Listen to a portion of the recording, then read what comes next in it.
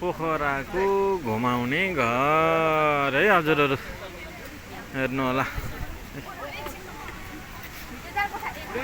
पोखराको घुमाउने घर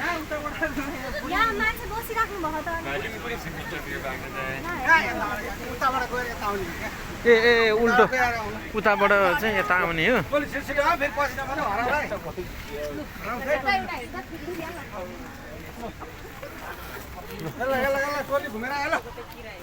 पोखराको